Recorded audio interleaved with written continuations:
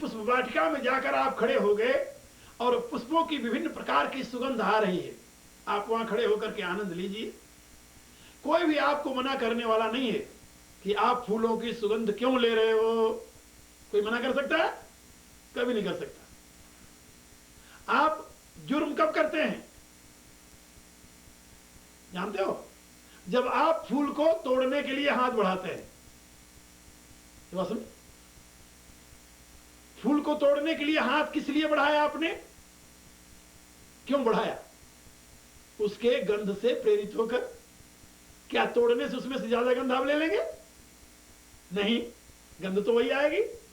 पेड़ में खड़ा हुआ है पुष्प, तब भी आपको गंध मिल रही है। आपने तोड़ लिया तब भी उसमें ज्यादा वृद्धि तो नहीं होने की। फिर तोड़ने की वृद्धि क्यों आ गई? ये पजेशन की भावना, समझे? पजेशन के लिए, इसको पजेशन वृत्ति कहते हैं, अधिकार वृत्ति कहते हैं। अभी खेत में फूल है, बाग में फूल है, तो फूल बाग का है, लेकिन बाग का फूल है और उसकी सुगंध आप ले रहे हैं। आपको भी संतोष नहीं है जब तक कि फूल आपका न हो जाए। तो समझे? तो ये जो पजेशन की भावना है, इस भावना ने आपको प्रेरित किया कि आप फूल तोड़ लो, और जहां आप में पजेशन की भावना आई वहीं आप बंदी बन गए, वहीं आप दोषी हो गए। तो ईश्वर की सृष्टि में दोष नहीं। दोष कहां है? दोष अपने अहम की सृष्टि में है। सारा अनर्थ अपने अहम की सृष्टि से शुरू होता है। ईश्वर की सृष्टि में कोई दोष नहीं है, कहीं दोष नहीं है, क्योंकि ईश्वर में दोष नहीं तो उसकी सृष्टि में दोष कहां से आएगा? Whole is holy is the great principle, must be aware. Whole is holy. If you will divide that whole, and that will be unholy, impure. उसकी पवित्रता उसी समय समाप्त हो जाती है जहां कि आपने उसमें डिवीजन किया, जहां वो होल नहीं रहा, समग्र नहीं रहा। जहां उसकी समग्रता को आपने डिवाइड किया तहां वो अपवित्र हुआ। इसलिए whole is holy, the teaching of Sanatan Dharma, absolute, eternity, infinity. पूर्णमदः पूर्णमिदं पूर्णात् पूर्णमुदच्यते पूर्णस्य पूर्णमादाय पूर्णमेवावशिष्यते। इसलिए फिर से याद रखो, समग्र रूप में प्रभु को यदि आप देखते हैं और प्रभु के इस विज्ञान को, अच्छा आप ये देखिए, इस विज्ञान को यदि आप समझ लें, अनुभव कर लें, तो क्या कुछ जानना शेष रहेगा? जो भगवान ने पहले कहा, प्रतिज्ञा की, यस ज्ञात्वा नेह भूयोन्यो ज्ञातव्यम अवशिष्यते। जिसको जान करके अर्जुन पुनः तुम्हें कुछ जानना शेष नहीं रहेगा। तो क्या यदि ये अनुभव में आ जाए तो कुछ और अनुभव करना शेष रहेगा? यदि ये जान में आ जाए तो कुछ और जानना शेष रहेगा? कुछ नहीं रहेगा। फिर क्या हुआ? फिर तो सब जान गया, मूल समझ में आ गया तो सब जान गया। वेरिएशन तो होता रहता है, वेरिएशन कौन गिनता है उसको?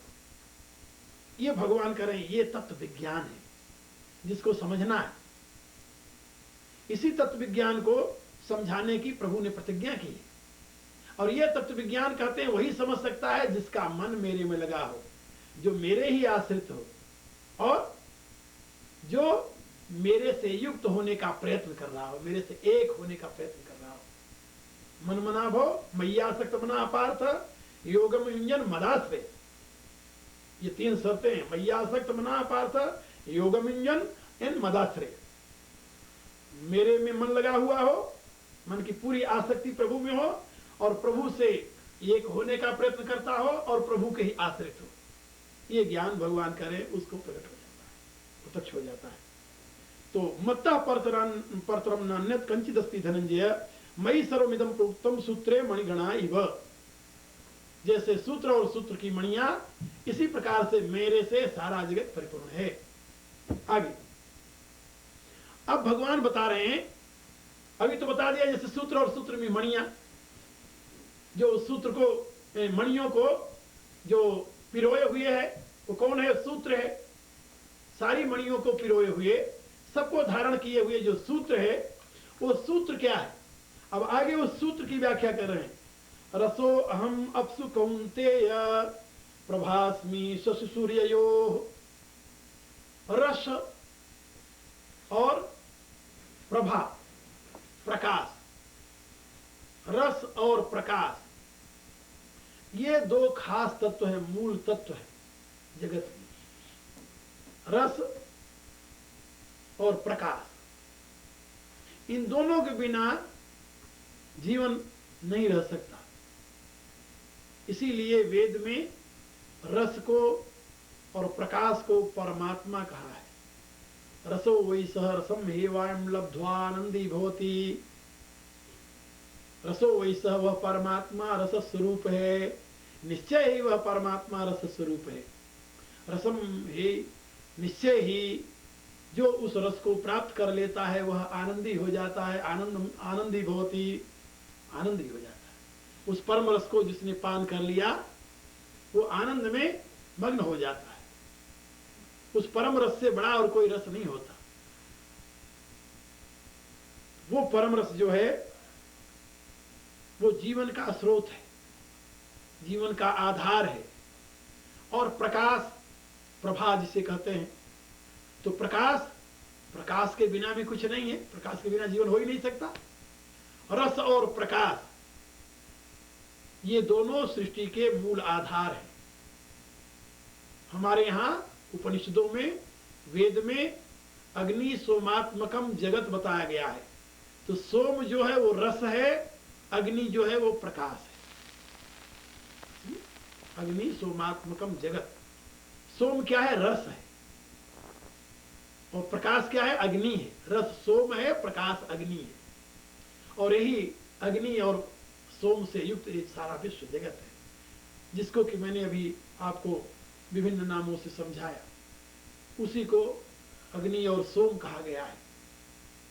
यहां पर प्रभु बता रहे हैं कि मैं जगत रूप में किस प्रकार से व्याप्त हूं, जैसे मणियां और मणियों में सूत्र। तो किस प्रकार से, किस रूप में मेरा अस्तित्व है? कहा जलों में रस, जल तत्व जहां तक है उसमें जो रस है वो मेरा स्वरूप है। और जहां तक प्रभास्मि सूर्य, सूर्य और चंद्रमा में जो प्रकाश है, प्रभा है, वो प्रभु कह रहे मेरा स्वरूप है। इसीलिए वेद में बताया, न तत्र सूर्यो भाति न चंद्र तारकम, नैमा विद्युतो भांति कुतो अयम अग्नि, तमेव भांतम मनुभाति सर्वम तस्य भाषा सर्वमिदं विभाति। उस परमात्मा को न सूर्य प्रकाशित करता है, न ये चंद्र और तारे प्रकाशित करते हैं। इस अग्नि बिचारी का जो मृतलोक में है, इसकी तो कोई गंध भी नहीं वहां पर। वो तो अयम अग्नि, क्योंकि प्रकाश के तीन भेद हैं। देवलोक को प्रकाशित करने वाला सूर्य है, और अंतरिक्ष को प्रकाशित करने वाला विद्युत तत्व है, और पृथ्वी को प्रकाशित करने वाला अग्नि तत्व है। तो एक ही तेज तत्व तीन रूपों में अभिव्यक्त है, सूर्य, विद्युत और अग्नि। तो वेद कहता है न तत्र सूर्यो भाति न चंद्र तारकम, नैमा विद्युतो भांति कुतोयम अग्नि। तो सूर्य उसको नहीं प्रकाशित करता, चंद्र तारागण ये सब उसी स्तर के हैं। और ये विद्युत जो है अंतरिक्ष का,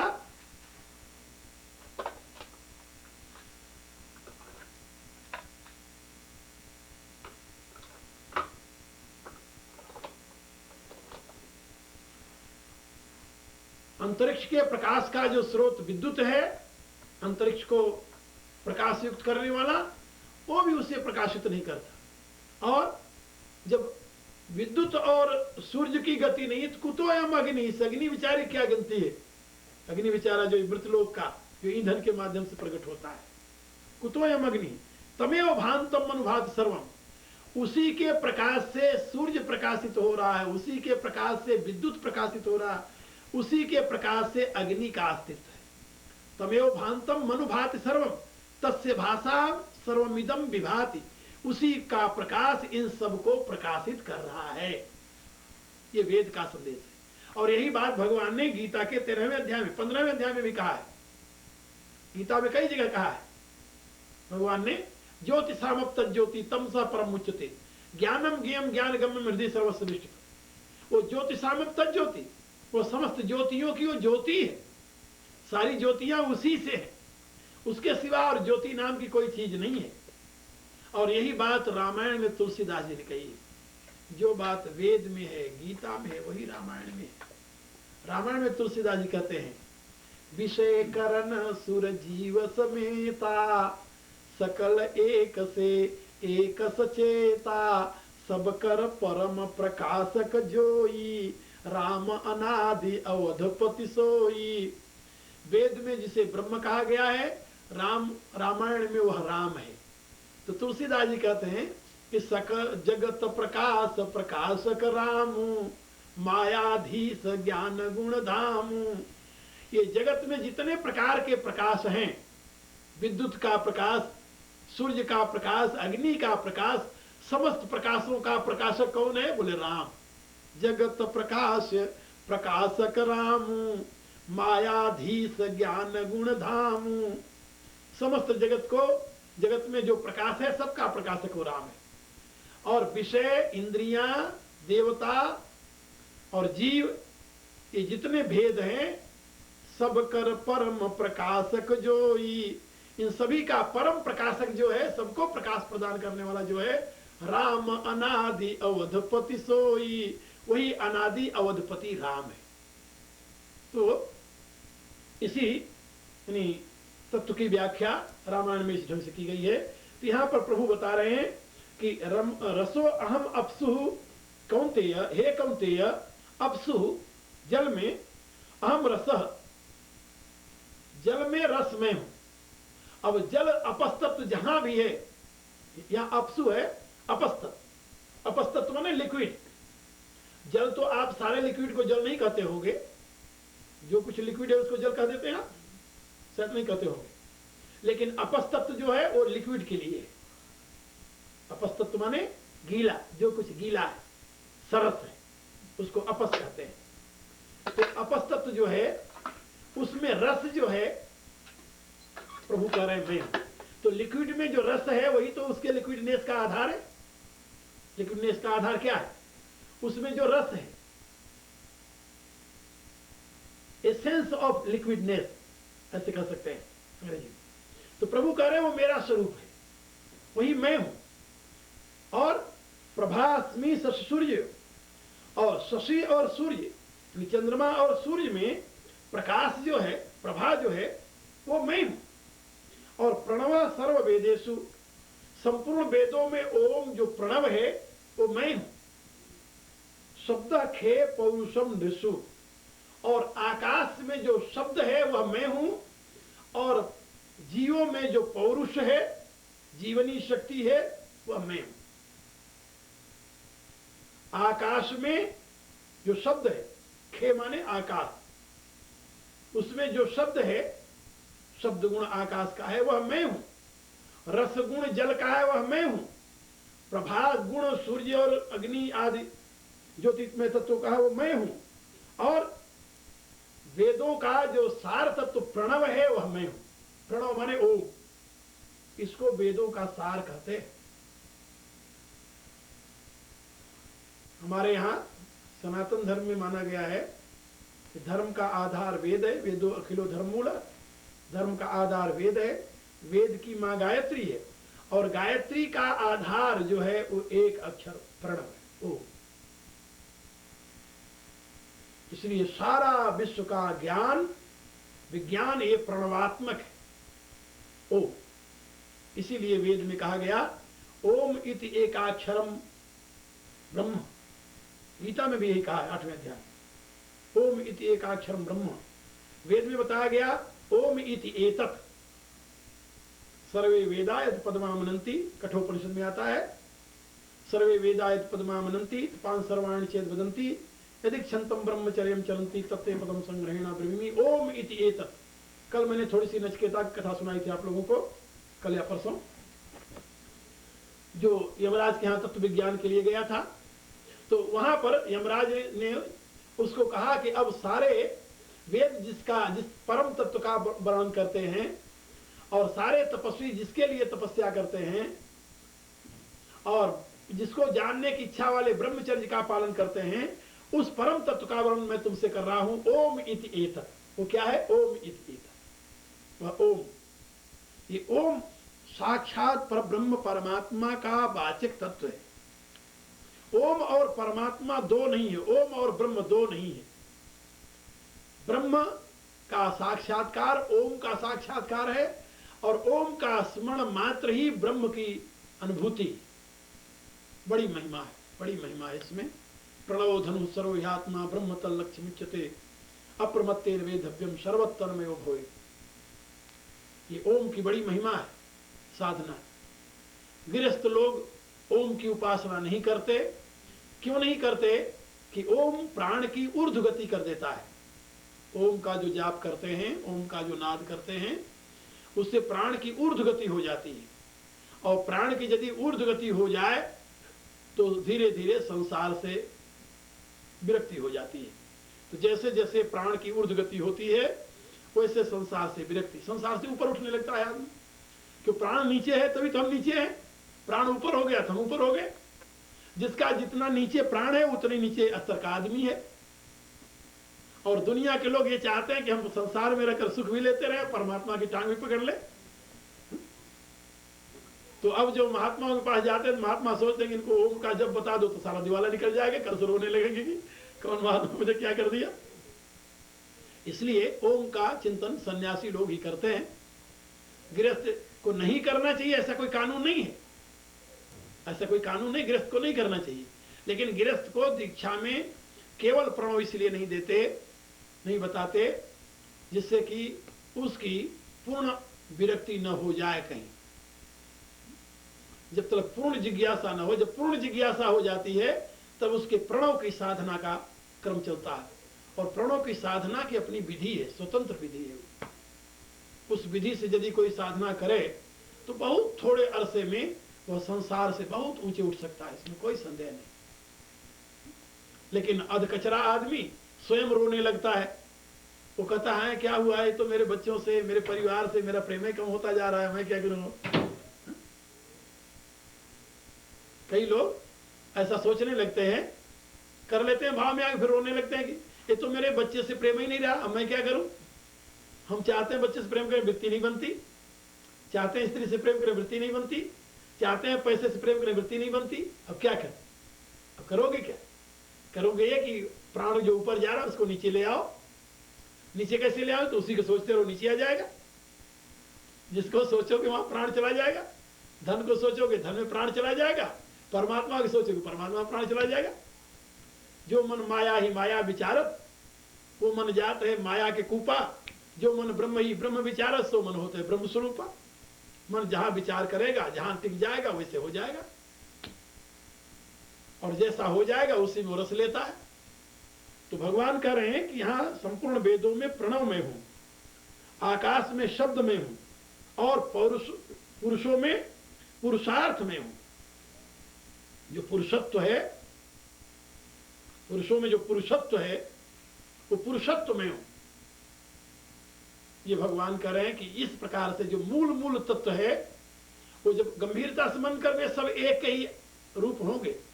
रस में और प्रकाश में कोई भेद नहीं मिलेगा आपको, तत्व तो यदि चिंतन करोगे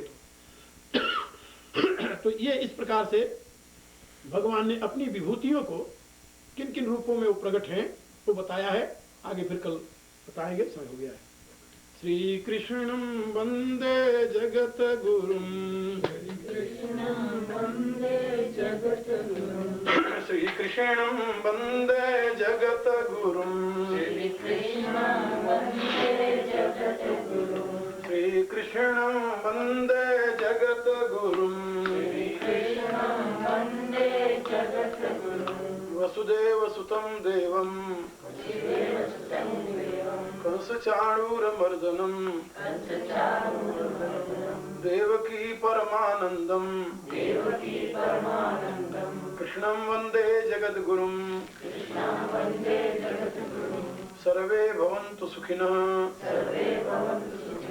सर्वे सन्तु निरामया, सर्वे भद्राणि पश्यन्तु, मा कश्चित् दुःख भाग भवेत्। ओम पूर्णमदः मय्यासक्त मनाः पार्थ